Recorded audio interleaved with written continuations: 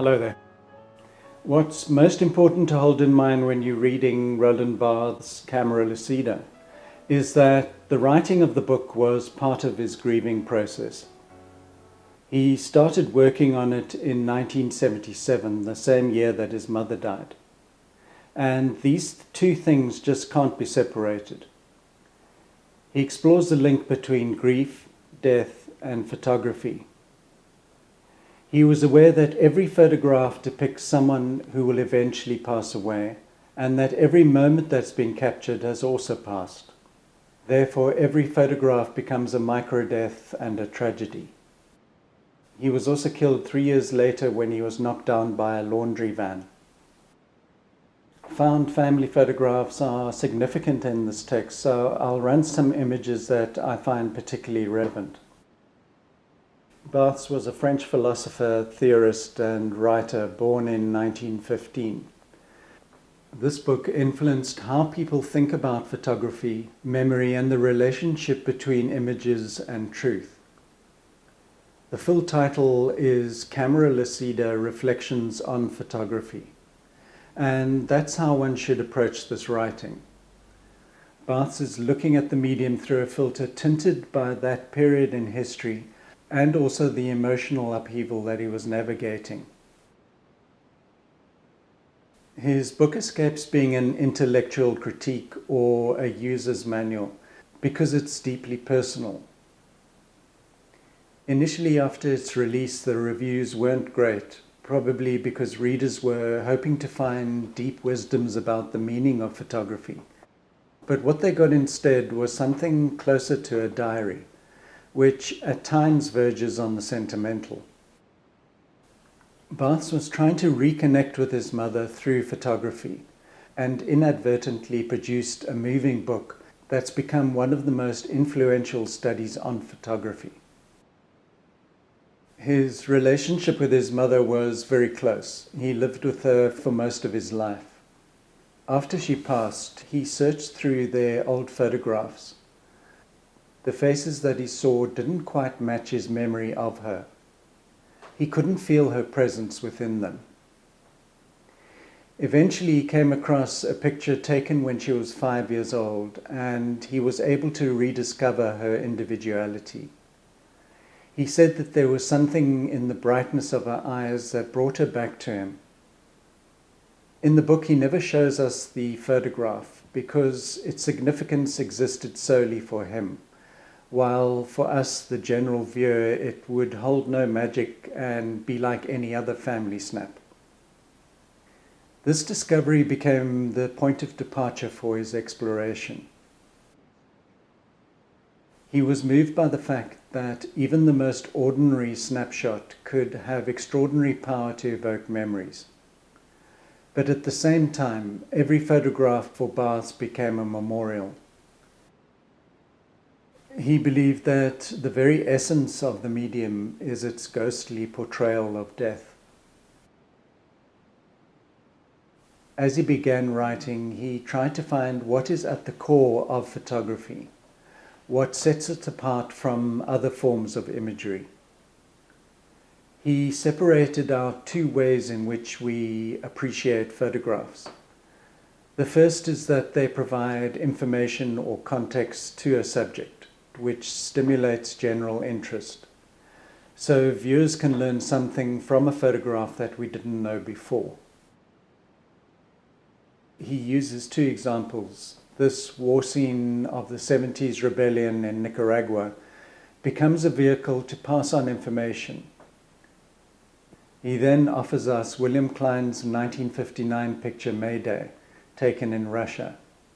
He talks about the photograph merely from the perspective of what we learn, how Russian people dressed during that period. He says that the second attribute of photographs that we appreciate is their ability to evoke emotions, sometimes really strong emotions. He feels that these feelings are usually sparked by small details that contradict the dominant mood of the image, or somehow stand apart from the rest of the scene.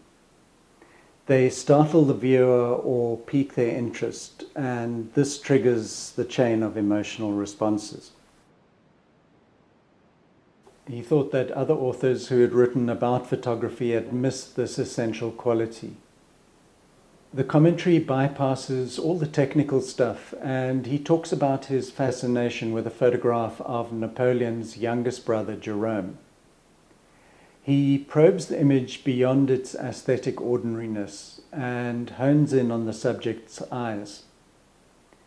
No photographs of Napoleon actually exist because the medium wasn't invented before his death. But through this portrait, Barthes was able to imagine what Jerome's eyes observed about the emperor. I'm not so sure about this idea of a small detail being the source of our emotional response to photographs. I guess that it can be in certain circumstances, but his ideas were probably overly influenced by the single image of his mother that he prized. I'm more inclined to draw on Robert Adams's idea that beauty, achieved through form, allows us to access an image and engage emotionally. Barthes also might have been someone who generally fixates on details. I've got a friend who almost always focuses her attention on some odd characteristic that she discovers about a person's appearance or manner. It's as if these details rupture the moment and they dominate her attention. My friend's descriptions of her interactions with people become filled with these disturbing specifics which are funny but also border on the obsessive-compulsive. Barthes delved into portraiture. Through his own experience, he believed that only the most skilled and sensitive photographers are able to capture a multidimensional portrait, one that conveys something beyond the surface information. He talked about his own response to being photographed. He said that in front of the lens, I am at the same time the one I think I am, the one I want others to think I am, the one the photographer thinks I am, and the one he makes use of to exhibit his art. This tendency to overthink our role as subject during the portrait-making process turns the occasion into a performance as we begin to impersonate ourselves. This is something that a successful portrait photographer understands, and they develop techniques to bypass these persona masks. As photographers set out to take a portrait, they aim to convey something of the person's character. But the photographic medium is limited. We can only capture a single frame and produce a two-dimensional print. But if we are successful, we hint at the presence of the layers of depth within the subject. These clues then prompt the viewer to consider what other mysteries are concealed below. He goes on to say that in being photographed, he feels himself shifting from subject to object, and that all photographic acts become little deaths. You can see that he's quite preoccupied with death. Although the photograph can be a paper object or now a virtual or digital object, photography has a capacity to transcend its thingness. We call this art or beauty. At some point, Barthes attempted to step back and review what he had written. He realized that his initial aim to delve into the essence of photography became sidetracked by his interest in certain photographs provoking particular emotions. This recognition of his failing to produce a conclusive essay on the medium is for me what makes his ideas more accessible. He's someone who's thought deeply and philosophically about the subject, but perhaps because of the complexity of the medium, it's impossible to describe its essence by merely making clever observations. It also might be the reason why Barthes' ideas haven't provoked the same knee-jerk negative responses that Susan Sontag's writing sometimes has.